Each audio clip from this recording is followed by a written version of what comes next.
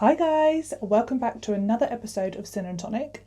Today's story is that of the Eriksson twins. Hold on to your hats, guys. I don't even know where to begin. Let's just go. Sin and Tonic! The Eriksson twins are Sabina Eriksson and Ursula Eriksson. They are identical twins, and they were born in Sweden on the 3rd of November in 1967. From what I can gather, they had a normal childhood. I couldn't find any dirt, let's just say that. No history of mental health. That's important to note. When they got older, they moved quite far away from each other. So they grew up in Sweden, that's where they were from. And then Ursula, she went to live in the United States of America. And Sabina, she moved to Ireland. Sabina had 2 children with a partner in Ireland. Okay, so that's where we're at now. In May of 2008, the 16th of May to be exact, Sabina and Ursula get together. So Ursula comes from the United States. I don't know why I keep calling it that. From America. I would say America, I think. USA? She comes over to visit her sister in Ireland. We don't know why. We don't know any of that at all. There's quite a lot in this case where it's like, why? I felt like a 5-year-old child when I was reading this. Like when I was looking into it and delving in, I was, why, all the time. It got frustrating. So, see if you agree with me, because there's lots of whys. First why. Why did Ursula come over to see her sister? There's no clear picture about that. So she came over. Now, they secretly left Ireland to come over to England, and they went to Liverpool. When they got to Liverpool, Sabina went to a police station to say that she was concerned about her children. Like, you know, she had these concerns about her children. Well, second why have you left them then? Why have you left Ireland, left them there? It was all very odd. And the police officers in Liverpool were like, okay, you know, we will contact Ireland. Hello, Ireland.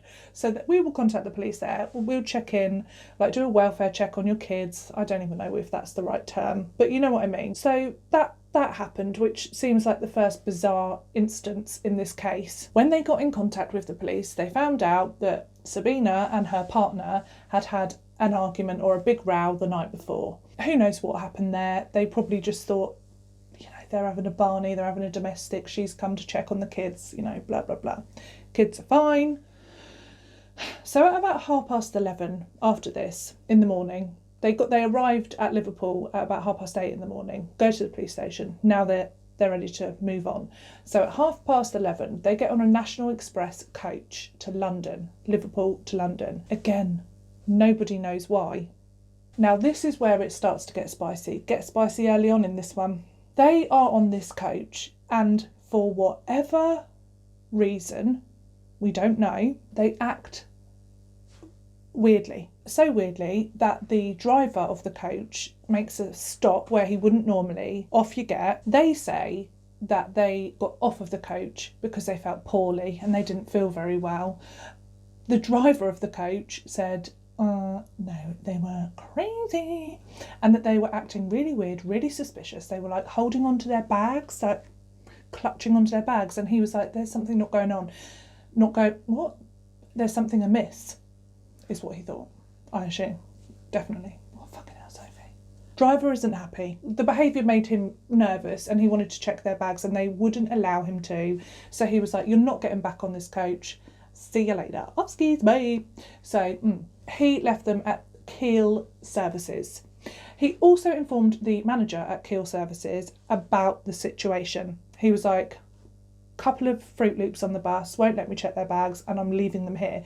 Because obviously, you know, there could be anything in that bag. If he felt it was suspicious and he wanted to have a check, it's like, you've got to let people know. You can't what if they had a bomb and he just drops them off at some service station?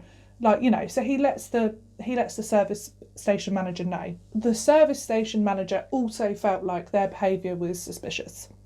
So he called the police, and the police arrived. They chatted to the women And they just felt like there was no harm. They were harmless. Nothing to see here. Off they go. Police go off.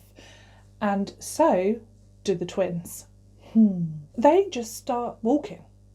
They just start taking a stroll out of the service station. You can see it on CCTV. They go out of the service station just down the central reservation of the motorway, the M6. It's like, whoa, my God. Like, that's what?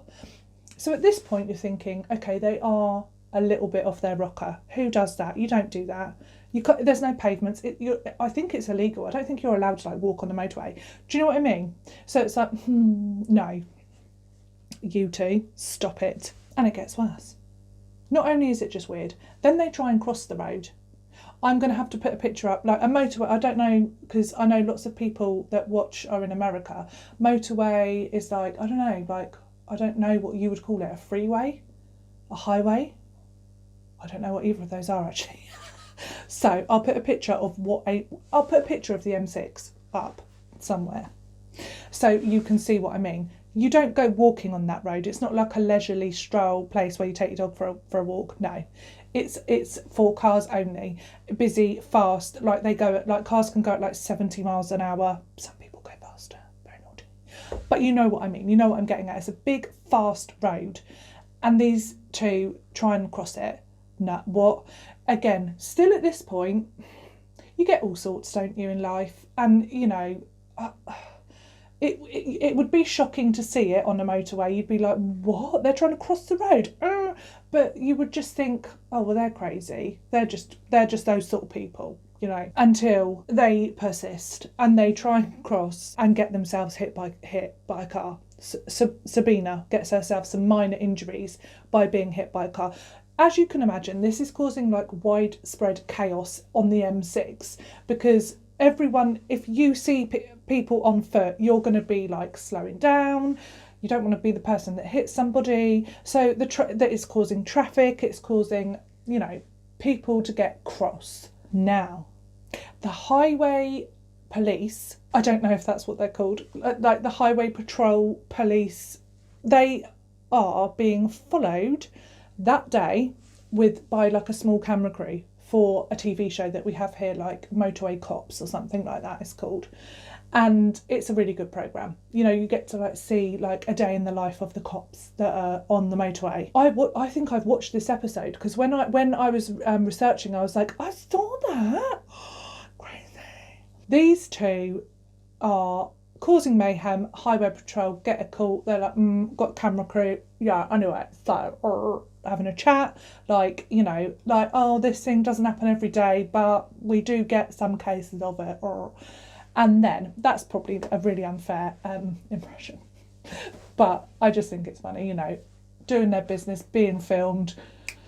Here we go. Not expecting this to happen at all because they arrive at the scene and they usher these women, Sabina and Ursula, to the side of the motorway, having a chat, just like, do you know what? You can't be crossing this road. No. You know, this isn't what we do. We don't cross this road. It's really unsafe. You're causing loads of mayhem. Stop it. Naughty. So this is all being filmed as well. They're filming and they're like interviewing one like policeman saying, you know, like, and he's explaining the situation for the viewers, like, oh, we've come to this and blah, blah, blah. And then in the background, you can see Ursula and Sabina, and they're with like two police officers who they're just chatting to. I think they're just both having a cigarette, just chill, calm, just having a chat. And again, still up to this point, you think, well, they could just be crazy people that just were trying their luck at crossing the M6, like, you know, whatever. And then Ursula, just calm as a cucumber, just flies into the, just starts running into the road.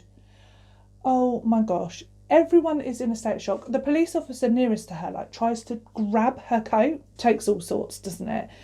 They weren't expecting that, and you can tell. And there's a lot of shock and like horror like as to what's happened. And you don't see it in the clip because it's just out of camera.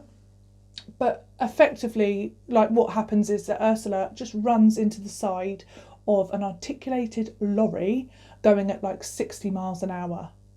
Ouch. oh, Christ. Okay, and this causes massive injuries. She has huge crush injuries to her legs. I imagine, like, well, I don't even want to imagine, but not good. Really not nice at all. Like, probably, no, Sophie. But I've got to say it now, but probably like bones sticking out and oh my God. So she's like hit by this articulated thing. Traffic is still coming past. It's just happened. Seconds later, Sabina, again, calm as you like, she does the same. She just flies. She just runs across the motorway. And she gets hit, and you see this, by a car, straight up, like, boom. It looks like she's just like a ragdoll flying through the air. She's just been smack boom by this car. Going fast as well, like probably slower than it would have been going because of what's just happened with the articulated lorry. But still quick. You can see it in the thing and it's awful. I feel so sorry for the people that were driving the vehicles because that's just so shocking. You're not expecting that to happen, especially like on the M6. Like, no. Incredibly, Sabina, when she's hit by this car, it looks like, you know, part of you thinks like she's not even going to survive. So she's on the floor, unconscious. Again, I know this is like terrible, but what must that film crew have been thinking? Gone to like just do like Motorway Cops Day in the life of like Dave and Jerry, driving along like talking to people pissing at the side of the road when they're not meant to be, and then this happens. You're like, wow! Do you know what I mean? Like, that is great TV. They're filming this whole thing. So excited, probably. But also, like, probably, like, in a bit of despair because it's a bit gross. Filming this lady, Sabina, she's on the floor with a police officer next to her and someone's put, like, a silver blanket over her. You know, those, like, warm, keep you warm ones. Very fetching. She's like that. And then, apparently, she was unconscious for, like, 15 minutes, that's a long time, isn't it? That's quite a long time. Hit by this car. Anyway, then they're filming away and she wakes up. She comes to and she starts being weird, saying things like to her, shouting to her sister like, they're going to take your organs. Oh, Christ. And just odd and saying like, get me the police. But she's surrounded by the police. Just very, I mean, she has been hit by a car, let's be real. Do you know what I mean? Like, she's probably not exactly, like, her brain's probably being battered all about inside there. So we will, like chill out, you know. The state of their mental health is questioned quite a lot, massively. But with this part of the story, I was like, she has just been hit by a car. You know, she could be talking out of her arse, and I wouldn't think it was odd. I'd be like, Jesus Christ, I thought you were going to die, love. Do you know what I mean? So, you know, you can't hold her to account at this point because her brain's just been rattled around inside of its skull. Anyway, so she acts odd. Very, very odd. What happens next is just like, what? She gets up, she just stands up, and you're thinking, oh, like in that split second when she starts standing up, I was like, oh, everything in her body could be broken. She's going to stand up and all like bones are going to be sticking out and stuff. But no, she's like, just gets up like it's no thing. She gets up and the police officer's like, okay.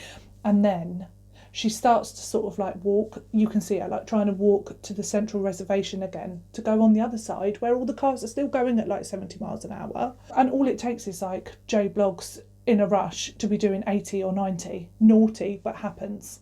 And she's a goner. She start doing that and the police officer's just like a bit kind of chill about it, but she's like, you know, sort of standing in the way, like, come on, what are you doing? Stop it.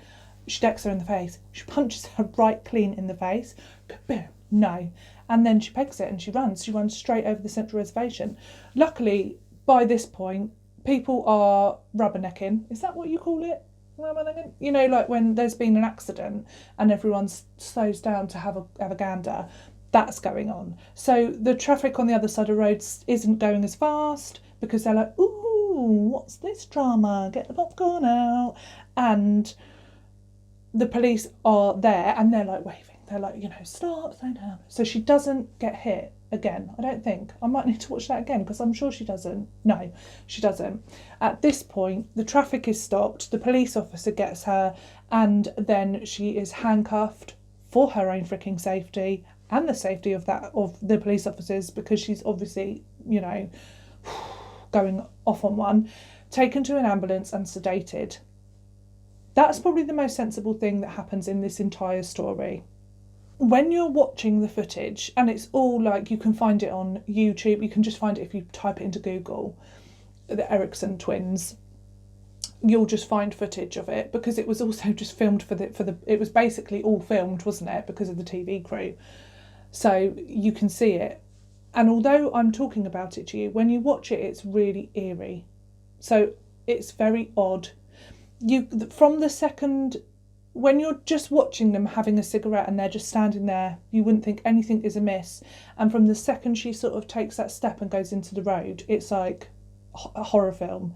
It's just very eerie and surreal and really odd.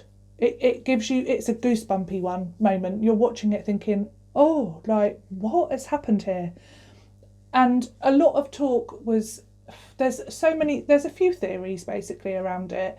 People that think it was like a suicide pact. Again, who knows? We don't know with this one. Or drugs. Were they on drugs? Because their behaviour was so erratic, and they'd been behaving weirdly on the coach as well, hadn't they?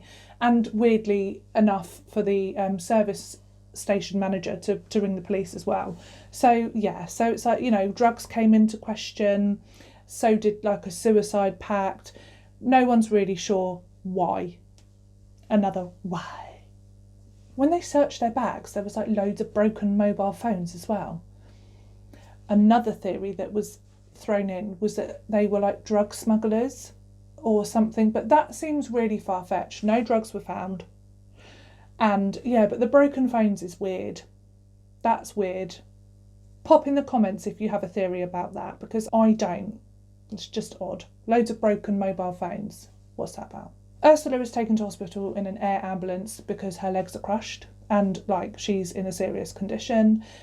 And Sabina's taken to hospital as well because, well, she's been sedated in the back of an ambulance and had an episode.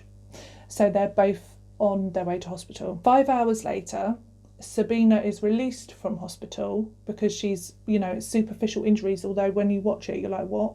She should be dead. 100%. Like, what is she? Superwoman? Oh, theory. She is released from hospital into police custody and taken in and everything, booked in. And then there's footage of this as well where she's booked in. And that's eerie as well, eerie as you fancy. She is talking to the police officers while she's like being booked in and stuff. Oh, and they're like taking her socks and shoes off because like you have to, I think she's still in a hospital gown, and they're sort of like getting her prepped to be put into like prison or like holding or whatever. And she says about like the fact that her feet will smell, like be careful, don't breathe or something. And that just made me feel sick. It's just, oh God, I don't know. Stop it. Thank God for police, paramedics, nurses, because it takes special people to do that, doesn't it? Because I couldn't.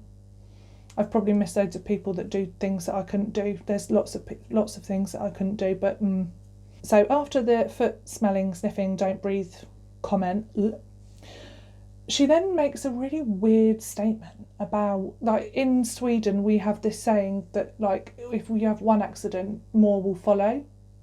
We kind of have a similar saying. It's like things happen in threes. So bad things come in threes. It's so negative, isn't it? But even me, like, I try and be very optimistic and positive all the time. But even me, like, sometimes when something bad might happen, like I might break a plate, just something like silly, not mega. And then I'll think, right, there'll be 2 more things today. Why?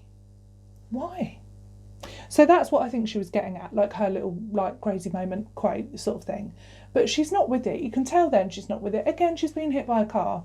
And her behaviour was odd before the whole being hit by the car thing. So something's amiss. Next day, she is given a sentence of 1 day in prison for punching a police officer effectively.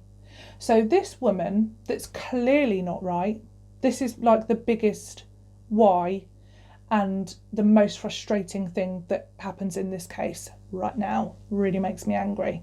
Happens loads as well, doesn't it? It's annoying. This woman that we're looking at, as one human to another, you can watch the footage and you can look at that person and think, They're not very well.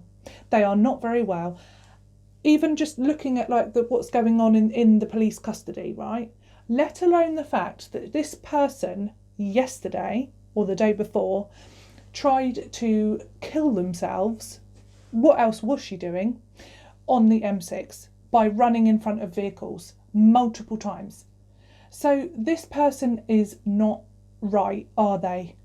So it's all very well saying, oh, you serve 1 day in prison for punching the police officer. That is beside the point. Okay, yes, she did something wrong, but there's deeper issues here. She's clearly not well. She served her 1 day and then bye, see ya. What? If that isn't the biggest why did they do that? Why was she not assessed, mentally assessed? And why did like one human being not look at her and think, we can't just let you go? Moving on before I blow a blood vessel. So she's released without support, with a clear plastic bag with all her belongings in, just like screaming, I've just come out of police custody. Thanks. Got all her bits and pieces, and then she's just wandering around the streets. Just having a wander about. Stoke-on-Trent, I think she's in. Just having a wander because she's trying to find her sister in hospital. She's clearly not very well. Just walking.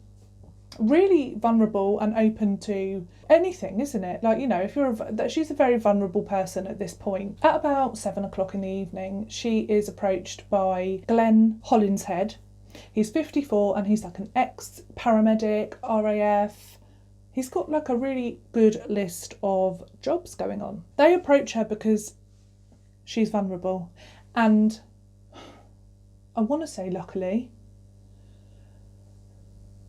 for her sake, they are decent people. She asks them for directions to bed and breakfasts and hotels, and Glenn offers her a place to stay. Glenn and Peter and herself go back to Glenn's house, and he's got a dog, and she stroked the dog, and they said, Peter said that she was nervous, but okay, like, do you know what I mean? She was nervous and a little odd, but okay. They spend the evening together, having something to eat, a few drinks, and her behaviour was odd then as well. So Peter said that she would continuously get up and like look out of the window, and he assumed that she'd been abused or she was running away from somebody, and that was the sort of behaviour that she was exhibiting. And then she did some weird shit. So she offered them both like a cigarette, and they both like had a cigarette, and then she whipped them out of their mouths and was like, no, don't do that because they're poisoned. Okay, troubled person. But it's like, maybe they were poisoned. That's a theory, isn't it? That's another theory. Imagine they got a dodgy pack of fags.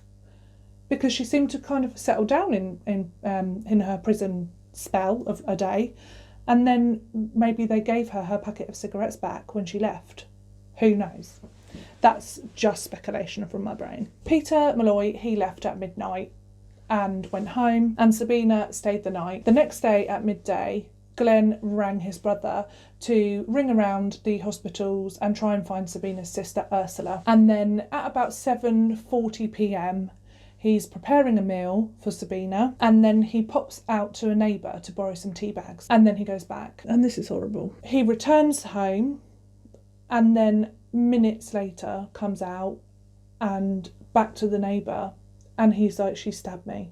He's covered in blood. He died from his injuries there. So, his last words were, please look after my dog. So sad.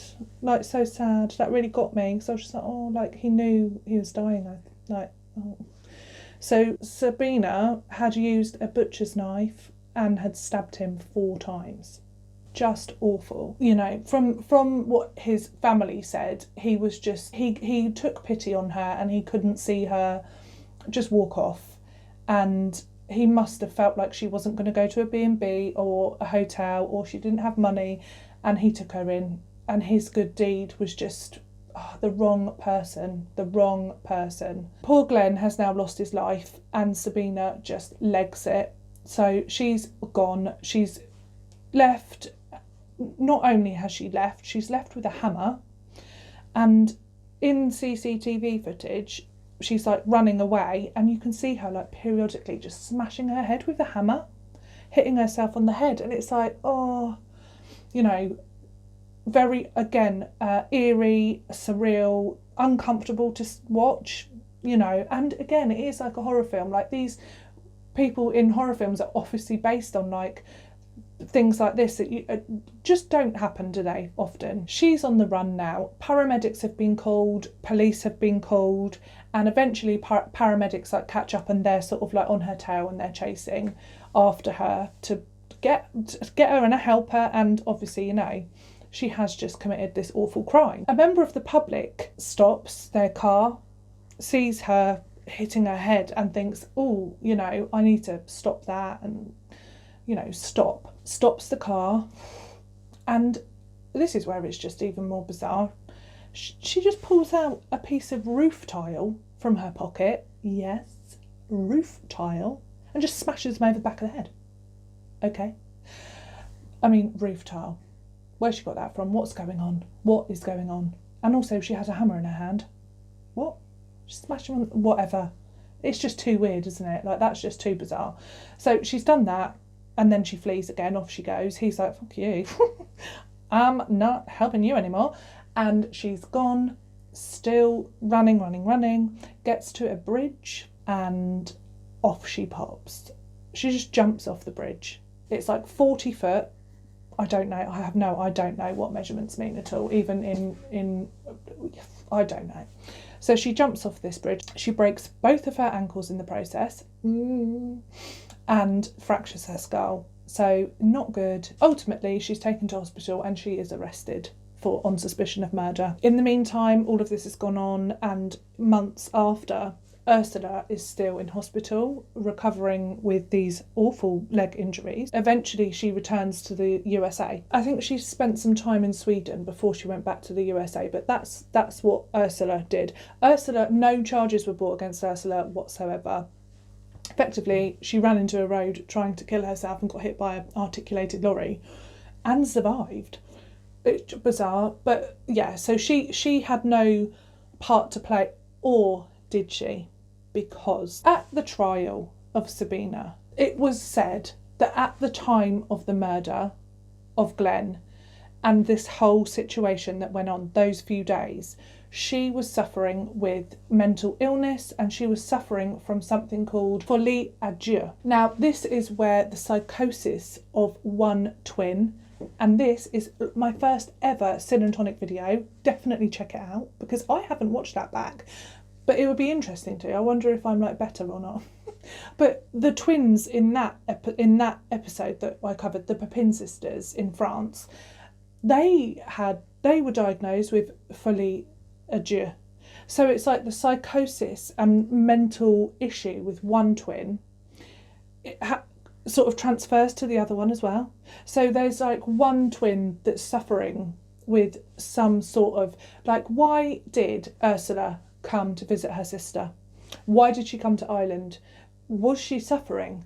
You know, if she was having a mental breakdown and this was going on, could it have been this folie à deux thing? So, you know, she wanted to kill herself, and effectively she's acting weirdly, and then Sabina sort of, you know, starts being in that psychosis as well. It's a really odd phenomena. Definitely read up on it if you want to, because it's so interesting.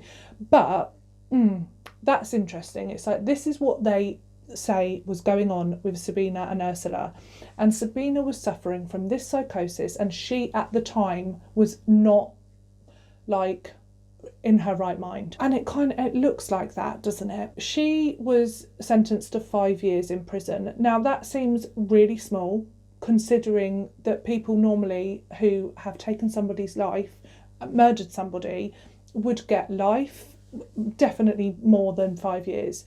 But because of the situation, and because it was clear that at the time something was happening to her, the judge said, you know, this isn't just... He worded it well. I'm going to read it to you because it was good.